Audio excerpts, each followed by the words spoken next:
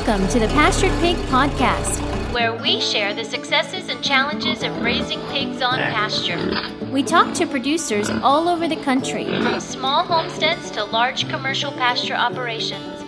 Whether you're new to pastured pigs or have been raising hogs for decades, we hope you hear new ideas and new perspectives on pasturing hogs. Here's your host, Troy McClung. Hello, everybody. Welcome back to another episode of the Pastured Pig Podcast. As always, I'm your host, Troy. Excited to be back and do another episode here. This episode is going to be a little different. This episode is going to be solo mio. It's just going to be me. I'm going to be talking specifically about a topic that I think it's worth diving into. I've had some inquiry in various forms of along this topic. So we're going to get into that in a second. Just a couple announcements, of course. There's the Patreon page. If you would like to support the podcast and the efforts we're doing here, then by all means check that out. And for as little as $5 a month, you can help support us as we try to continue to grow this and add new features. If you listen to the last podcast, you know that because of technology upgrades, we're able to do a little bit more, and anxious to try out some group interviews, some Zoom calls there that we can do and get into some more roundtable discussions and drill down deeper into topics. So if you're interested in that, please, by all means, reach out to me and we can see what we can get going there. Of course, the Facebook page, the private group there, the Pastured Pig, be sure to join it. We have some discussion going on there from time to time, a good discussion, good pictures, those type of things, as we all share our endeavors of raising pigs on pasture. So check that out. That's the Pastured Pig on Facebook. Just have to answer a simple little question, and I can let you in there. Keep all the riffraff out, you know what I mean?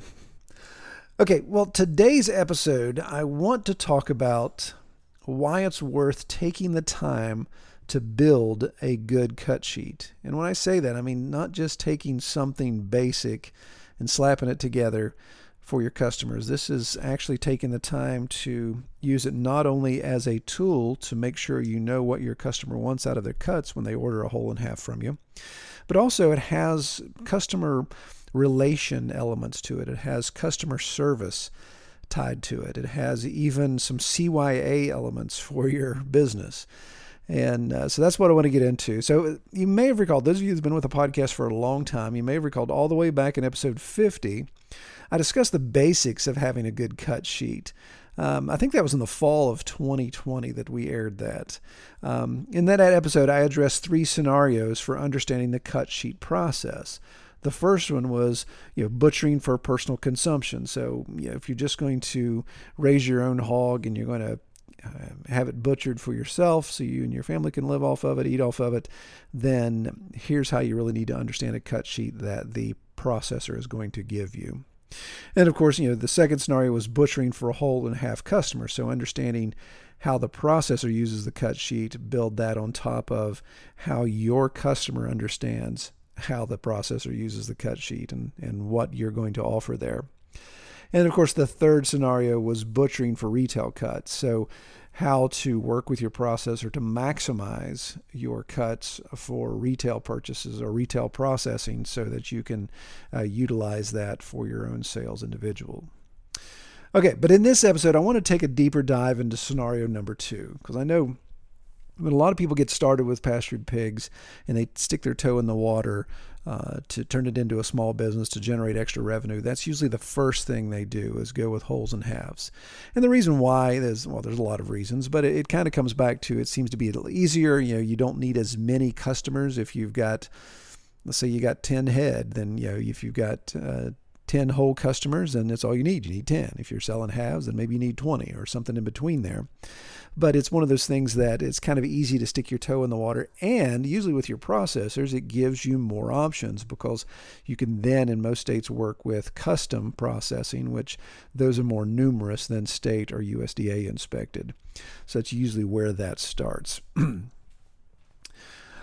So I'm sure many of you have seen the cut sheet from a processor, and it's not very customer friendly. I think that's easy to say. The main reason for that, I've discovered, is that cut sheet is the actual document that follows the pig carcass around on the processing floor.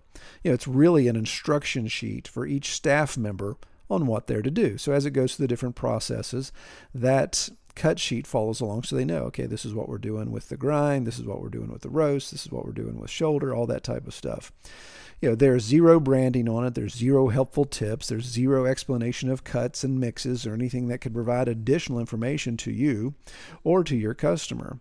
All that information is unnecessary and could be detrimental to the employee working on your hog. So if there was a whole bunch of foolishness on that cut sheet that they didn't care about, then that could actually mess things up. When you're dealing with multiple employees, just especially the busier these processors are, they're just running hogs through one right after the other and beef and all the other things, then having a lot of foolishness on a cut sheet or something that's out of place could really be a problem and not give you the process that you want. So how do you manage a cut sheet that is super helpful for your customer, yet still has the basic instructions for the meat handler?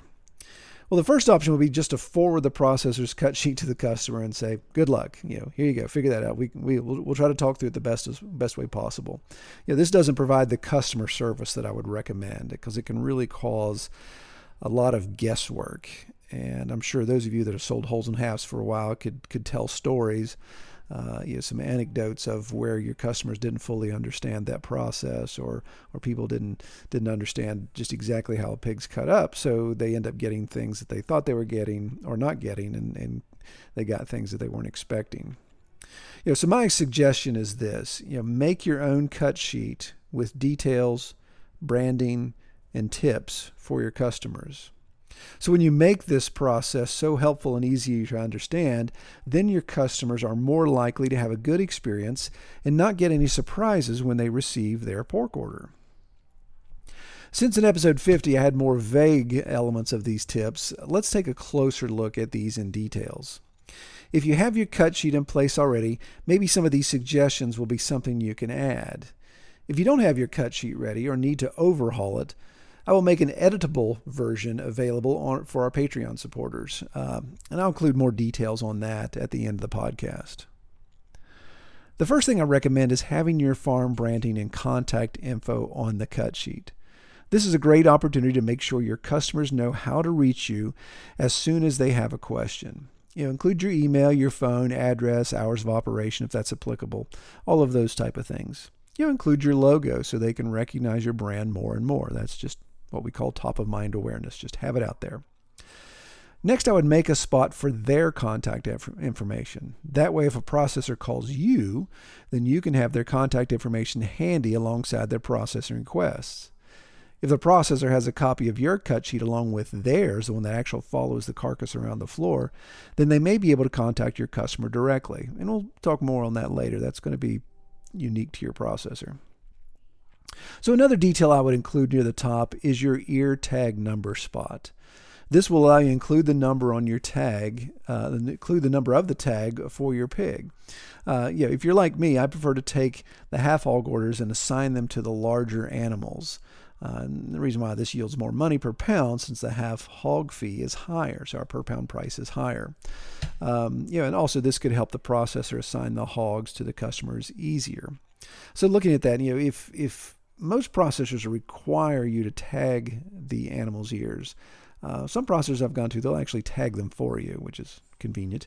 But it's one of those things where you're looking at your pigs as you're loading them and think, okay, I have one client that just a family of two, they want a whole hog, but they don't necessarily want a ton of pork. So, okay, maybe one of my hogs that's a little on the lighter side, I'm going to give that one to them. And that way, when I've tagged their ears, I can say, okay, John gets pig number 12, and then this half hog, two customers want half, they want a lot of pork, but they only want a half. Then I can say, okay, well, I'm going to give you the big boy, and so that's tag number 6. So it's handy to have that when you go back and reference, then you can look at your customer's cut sheet, look at the tag number, and then correlate that with the information you've gotten back from your processor in case there's any questions or you wanted to just do some good reporting on the end. So next on the cut sheet should be clear options for each of the cuts available. And this is where this varies a lot because obviously different processors offer different cuts. The option you're going to offer must be congruent with your processor. Don't be the guy that offers 4 different bratwurst varieties if your processor doesn't even make brats. So that's where the sheet I'm going to provide for you, make sure to edit out what you don't want to offer or your processor doesn't offer, and be sure to include what they do. Now that's a variable that you have to decide, because your processor may be huge and they may have more options than you can imagine, and you're like, wow, man, I don't know that I want to include all these just yet with my customers. It's almost like too many options can really cause this to be an issue. But that, again, is up to you. You have to kind of feel that out with your customers. So when I actually start listing these cuts, I start with pork chops, but you could put them in any order you like. I also like to use check boxes on my cut sheets and arrange them so they can clearly show that the specific option is a choose one scenario. So you don't run into that thing where they're like, yeah, I want all boneless chops, and then I want all bone-in chops, and then they say, and I also want baby back ribs. It's like, well, okay, we're running into a situation here. For that example, with pork chops, the first option is bone-in or boneless that I have on my cut sheet. So there's one checkbox for each of those 2 options, and that way they don't check both. Now, I guess you could, if it's a whole hog, you could say, okay, this half of the hog we're going to do bone-in, this other half will be boneless, but again, those are the options you can discuss with your customer and not necessarily have that all spelled out on the sheet. That way you're not opening too many doors all at once. Another option to include would be the thickness of your pork chops. And I've discovered that a lot of my clients really like having this option. And my processor does a pretty good job of following that request. So it seems like my bone-in, the people that want bone-in chops, they like a much thicker chop. But these the customers that have young families, the young kids, where they like a lot of the boneless stuff, then they like a thinner chop because it cooks up easy. They usually bread them, they fry them, those type of things, and they seem to cook up easier. So they like a thinner chop. So I just include check boxes again with thicknesses, because I don't want anybody getting there and say, well, I want an 1 5/8 pork chop. Don't leave a blank for somebody to write in. And some people may not know. They may be like, well, I'm not sure what a thickness is. I think a 5-inch pork chop would be fine. It's like, okay, obviously that's going to be an issue. That's a roast. So showing with a checkbox the options, and I think we do 1/2 inch, 1.5 inches, something like that. Another option we include is how many chops per vacuum sealed bag, or if your processor doesn't vacuum seal them, they wrap them in paper, but how many do you want in groups? So again, thinking of family size, if you're a family of 4, maybe you want 4 pork chops per package. If you're a family of 2, maybe you want 2, or maybe you want 4, 6, or 8. However you want to look at that, that gives them options, and usually processors will be fine with that. Unless don't be the guy that comes in and says, hey, I want everything individually packaged in one vacuum seal. There may be additional charge there if they have to do a whole bunch of extra work. And of course, looking at when you're talking about pork chops, another option would be, would they prefer the entire loin? Would they want it whole, halved, or quartered? So laying that out, giving those options is handy to have. And what I do on my cut sheets, I include notes under each of these sections, kind of recommendations to go along with that. And I found that to be really helpful for them to say, okay, well, I think I have a question about this, but if I read Troy's notes here, he's actually suggesting this, or he mentions that. It's like, oh, okay, well, that went ahead and answered my question. So you can look at that on our example cut sheet and just see some of these pointers, some of these tips under each of these cut sections, and that allows people to maybe become a little more educated as they work these cuts. So I think I mentioned it already. So the example would be if you're selecting bone-in chops, then this will only produce spare ribs. If you want baby back ribs, then choose boneless chops, and that helps explain to them that, okay, I can't have both. So if there's a question, hey, Troy, I really don't understand, why is that? Then I explain, well, when you have a bone-in chop, you're using part of the rib cage, blah, blah, blah. And then it explains that. And that way that really reduces the opportunity for people to call and say, hey, I picked up my pork, but something's missing, or I only got one thing. My favorite is, the half hog customer that calls us, hey, I only got one Boston butt with my pork order. It's like, yeah, that's all you get. So So, they think of a ham. A ham's pretty common sense. Yeah, a ham is the back end of the pig. Okay, half hog, one ham. That makes sense. And of course, I'm sure those of you guys that done holes in halves, you always have the conversation about, I don't think I got enough bacon. How come I didn't get enough bacon? But anyway, whole nother story there. So my next cut category is ham. I've discovered people sometimes are unaware that an uncured or an unsmoked ham is basically just pork. You could call it a roast at that point. Having an explanation of that on the cut sheet helps educate them. I will add the word green in parentheses as some people are not sure that means fresh. Another issue I've seen and make sure to clarify on my cut sheet is sliced versus whole ham. So here's where it can get a little tricky. So many people are used to buying hams in the supermarket that they think a sliced ham is like a spiral cut ham instead of individual packages of ham slices or ham steak, if you want to call it that. So you have to make sure you use terminology that your customer knows or can be educated on and is also congruent with your processor options. So again, I ran into that in one of the first years. Somebody selected sliced ham, and I gave them a whole bunch of packets of ham steak, and they were really disappointed. Well, I thought slice meant spiral cut. So like, oh, wow, okay. So anyway, those are the things you run into. And even something simple as, hey, your ham's going to have a bone in it unless you specifically request to have it boned, because that's the way God made pigs, with bones. So again, looking at those type of details, those type of notes that you want to incorporate into that. And that gets into the whole thing of smoked and cured, and cured versus smoked, or just cured and not smoked. And so you jump off that bridge however you want to. My next category I have is the pork belly. And I think obviously that's where most people fixate on. I've discovered with my customers that there are some who are so aware of pork belly and do what and kind of do their own additional curing that they just request the belly whole and want it fresh. So they'll say, hey, is there a way I can just get the belly whole and fresh, not frozen, because I want to take it straight to my smoker. And then I'll try to work that out with my processor. Others just want their bacon to taste like it comes from the store. It's like, I don't even know the details. I just want bacon that tastes good, and it's in packs, and it's sliced, and when I get it out of the freezer Saturday morning, it's what I'm expecting. So that's where you got to make sure you explain the cured and the smoked, and some are adverse to pink salt, so they will naturally say, well, I don't want it cured, because I don't like the nitrates, all those type of things that go with the pink salt and that curing process. So when they get uncured bacon, they're like, well, but this doesn't taste like bacon. It's like, well, yeah, because it's not cured. And so there's options. Again, with your processor, you can explore that. Do they have the ability to use more natural curing, like the celery powder and those type of things?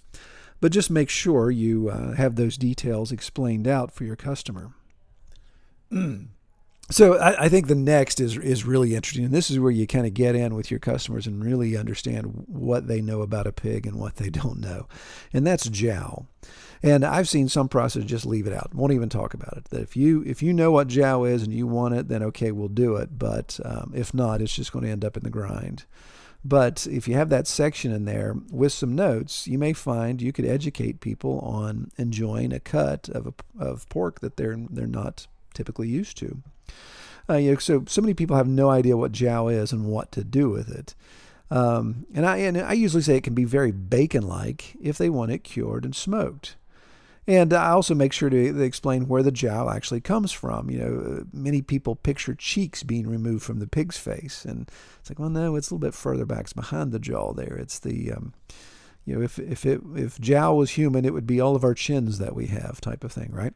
So make sure they understand what that means and the benefits of that, where they want it sliced, where they want it whole, where they want it cured, or where they're just like, ooh, I don't know, I just want that ground up, or I don't even want to talk about it. You just don't know. My last section on my cut sheet is sausage or grind. It really kind of depends on how you want to put that. If you just use the word grind, then maybe people don't fully understand. So I usually put sausage, but this will include ground pork and those type of things.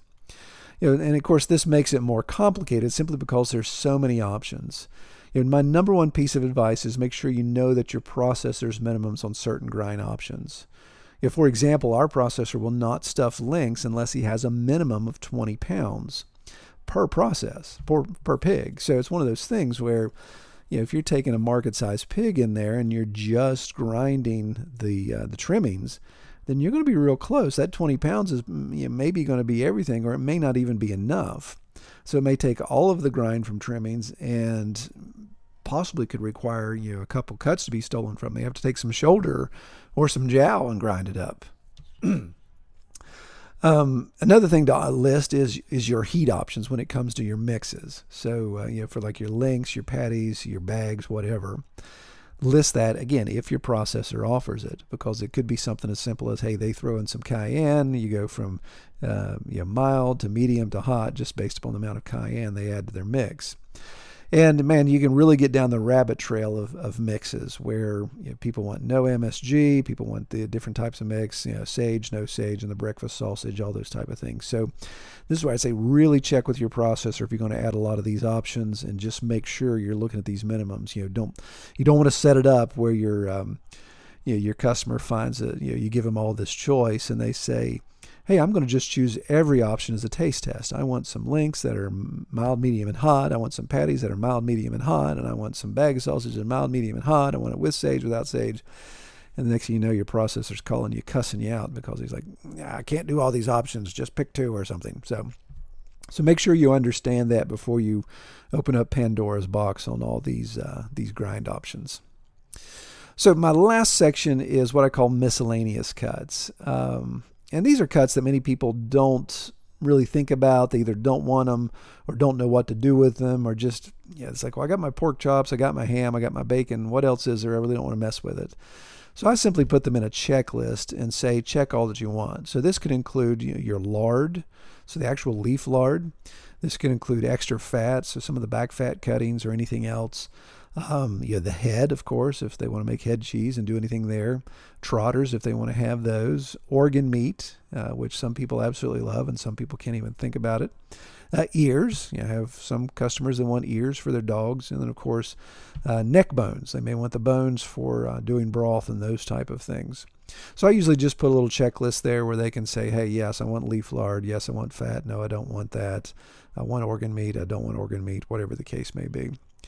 It's one of those things. It's good to make sure they understand. When you say trotters, maybe even parentheses feet, because some may be repulsed if they get their pig back and the trotters are on top and they have no idea how good they are. They'll be like, why are the feet on top of my order? So something to consider there.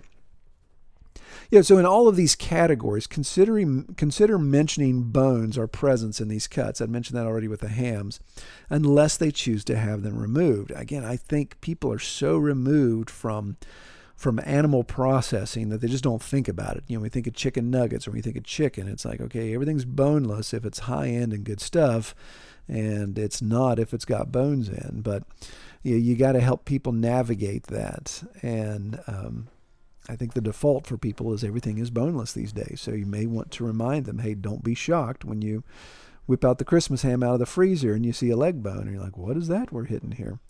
So I would make sure that there's an explanation there that people understand that. Another option offer is a checkbox on all cuts to have them ground instead of processed. So when you go back through each categories, you may there's just a little checkbox to say, instead of this, just grind it for sausage or make it part of the ground. And, and it's one of those things, I sometimes shed a tear when a customer wants the loin ground, but it happens, you see it sometimes. People, you find that with mothers that have many small mouths to feed and want as many breakfast links as they can get, even if it means no pork chops or no ham or something like that, because they're just going to grind everything because all those kids just want breakfast sausage. So the more educated the customer is, the more satisfied they will be, and the more likely they'll be apt to using all the cuts they received. This makes for a pleasant buying experience and really underscores why it is economical to order wholes and halves from your farm. So just kind of think through it. When you're giving them a hanging weight, which is how most of us price our pigs out, and say, okay, here's the cost per pound hanging, and they add that up and they say, well, that's a pretty good expense. And then they get this meat that shows up and they're like, well, it's not as much as I thought. Well, again, understanding that there's a lot of things you didn't want. So the organ meat or the trotters, those type of things, the head, those things just got tossed out or went somewhere else. and you paid for some of this, but you just didn't want it. So make sure the customer's educated there, that if the things they don't want, they know that, of course, that's going to be stuff that just gets tossed, and it's not like they can substitute. Hey, instead of 3 pounds of trotters, can I have 3 pounds of bacon? No, that's not how it works, unfortunately. The last part of my cut sheet is what I call the fine print, or the CYA portion. And this section contains explanation of the process and how the customer is expected to pay their bill to the processor, how they pay me for the rest of their pork, minus their deposit, and when they expect their pork to be ready. So it's kind of like this grocery list of could even be frequently asked questions type thing. If you're having them pick up their pork directly at the processor, which is required by most custom processing options, make sure they know the name, the address, the phone, and the hours of the operation of the processor. How do I get there? Make sure there's any details that, hey, your processor includes things boxed and this processor doesn't. Make that process as easy as possible. Many can be too intimidated and may not want to order again if that experience was too uncomfortable. When they show up to the processor and pick up, they may be like, that was just weird. I'm not sure I want to do that again. So if you have to do that, then make sure you make that as streamlined as possible. Try to manage expectations with your customer there. Make sure they know to bring coolers or boxes or bags or whatever the processor doesn't offer so they can get their pork home. You may even want to mention suggestions on how their pork will be okay in the trunk of their car going home. Obviously just don't take all day to shop, but I know many of my customers are like, hey, I got 20 minutes from the processor. I'm going to pick up 200 pounds of meat or 100 pounds of meat and put it all in the back of my car. Is it going to be okay on the way home? I was like, well, yeah, your car's going to probably start developing ice on the outside of it, but it'll be fine. Trust me. So make sure they understand some of those little nuances that we just take for granted. Also, make sure you explain a time frame as when they're expected to pick up their pork when it is ready. So you think about this, many processors will get frustrated if your pork hangs out in their freezers for days after it's ready. They just don't have the space to accommodate that, especially if they're a small custom shop. So if you're having your customers pick up, this is where I would bullet point on the cut sheet to say, hey, when I give you a call, when I email you, to say, hey, your pork is ready, please pick it up. Don't say, yeah, okay, maybe next week we'll go get it, or the week after that, because my phone starts blowing up to say, hey, so-and-so hasn't picked up their pork yet. So that's something you really want to make sure. Again, managing expectations to say, hey, when I give you a call, please make sure within the next 24 hours to 36 hours, you're ready to go over there and get it. So I usually, when the pigs are going to processing, that's when I remind people, hey, do you have a vacation coming up in the next 2 weeks? If so, you need somebody to show up on your behalf to get your pork, because I'm not going to hold it here. I can't hold it at my farm legally. If it's a custom cut, it's not legal for me to hold it. But my processor is not going to sit on that, and I don't want to have to listen to my processor scream and yell because his freezer space is getting taken up. Don't do that. That's a good way to get blocked from processing again. Another thing I make sure to include is information on what to do if things aren't right. So here is what I have on my cut sheet. So here's actually lifted right off the cut sheet. It reads this way. Please understand, Red Tool House is selling you pork from our pasture-raised hogs. You are hiring the processor to butcher and prepare the pork to your specifications. Red Tool House is not associated with any processor and makes no revenue from the processing fee. We choose processors or recommend processors based upon previous experience and the understanding that the processor will do their absolute best to process our hogs to our high standards. At Red Tool House, our primary goal is to give our customers quality, healthy pork raised on our farm. We work closely with the processor to make sure your specifications are met. If mistakes are discovered, please contact us immediately so we can try to resolve any issues. So the whole point of that is to separate, to say, with a custom processing, so a whole and a half, if it's using a custom processor, technically, I'm selling you, the customer, a live animal, and I'm just dropping it off to the processor as a courtesy. So it's your responsibility to work with the processor. Now, again, if you have your cut sheet like we're talking about, you're being a liaison there. But just make sure they understand that the processor is not employed by me. I do not make any money off the processing fee. It's really totally out of my hands at that point. That's why we want to communicate as clearly and concisely as possible. So with all of this advice on a cut sheet, there's one chunk of big bad news that goes along with this process, and some of you guys may have already been screaming at your podcast device already, is that you will likely have to just transcribe your cut sheet to the processor's cut sheet. Very rarely have I seen a processor take a farmer's cut sheet and use it. Usually they want you to fill out their cut sheet. Some may offer to do it for you, but I encourage you to take that responsibility to make sure it's right. Spend time with the processor if needed. My processor requires me to transcribe, but will include my cut sheet with his. They both follow the hog around the processing floor.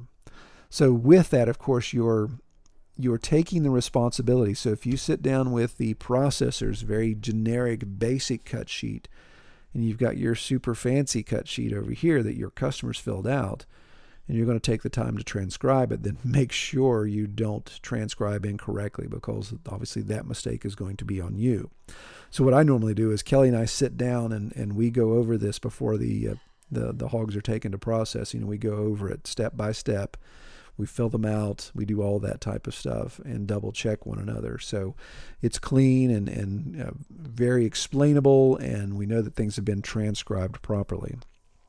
So along those lines, another quick tip I'd love to throw out is make copies of everything you produce so you can have it in front of you if an issue arises. So this issue may be an issue coming from the processor to say, hey, you've got marked this and this, and we can't do both. I messed up in transcription. I see that right here. That was my bad. Go this direction.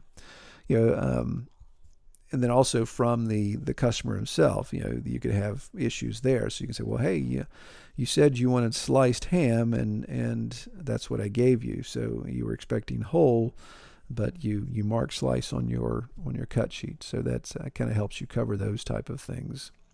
So when you've included you've made copies of your customer's cut sheet and the transcribed cut sheet that you gave to the processor, so you have copies of each, then this helps eliminate the opportunity of processing shenanigans to happen. So, not that it happens a lot, at least in my experience, we run into those things where, no, you didn't get any bacon. You said you didn't want any bacon on this pig. Well, wait a minute. No, it says right here on the cut sheet that I gave you that you're using on the processing floor that there's supposed to be bacon.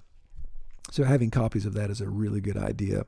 It allows you to go back to your records, because what I actually do is I take a copy of my customer's cut sheet, the transcribed to my processor's cut sheet. So I have those two.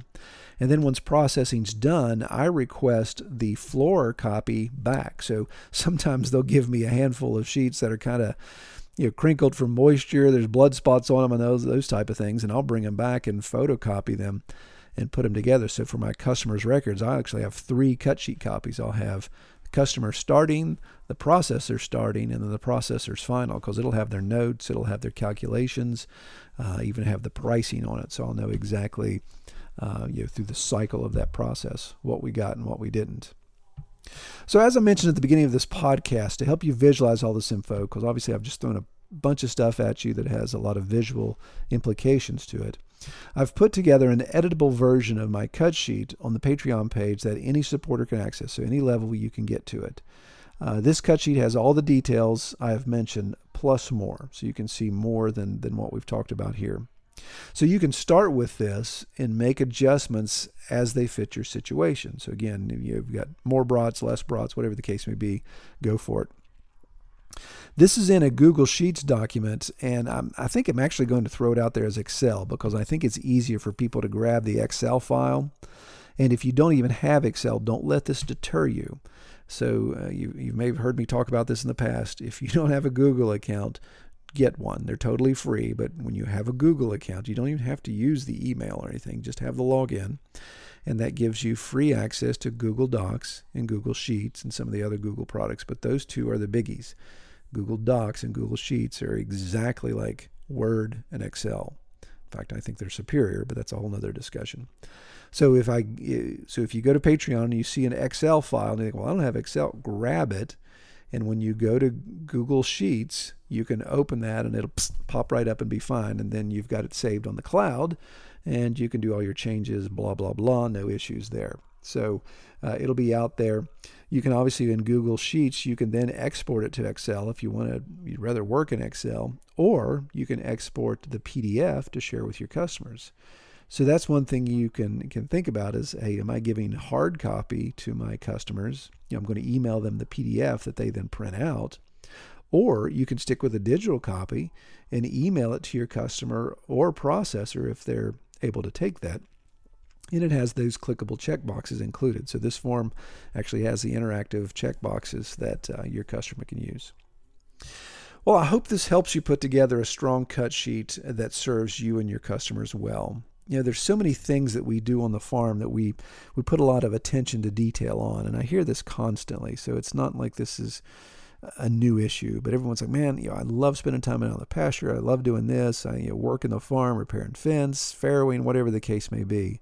But the thing I absolutely hate doing is paperwork, and I hate marketing. So that's why I thought it would be a good idea to put this podcast together, maybe help you overcome those areas of pastured pig business that aren't as exciting, aren't as sexy as being out in the field and working. So hopefully this podcast will help maybe give you some ideas on how to hone your cut sheet better, or if you're just starting from scratch, just use this as a template and run forward. Well, let me know. Give me some feedback, troy@redtoolhouse.com. Give me some feedback on what you thought about this episode, and if you'd like some other episodes in the future from time to time where we talk about these type of things, where we drill down really deep into specific things. We could get into marketing details. We can get into other details like that. Just let me know, and we'll go in that direction. Well, again, if you'd like to be on the podcast, just reach out to me and let me know. We're getting interviews scheduled through the next several months and getting those lined up again. So I'd love to have you on the podcast. And if there's any topics specifically you'd like to hear, let me know as well, and we'll see what we can do. Well, I pray everyone have a great week, and take care. We hope you have enjoyed this episode of the Pastured Pig Podcast. To learn more about our podcast, or to submit topics or recommend guests for future episodes, visit redtoolhouse.com.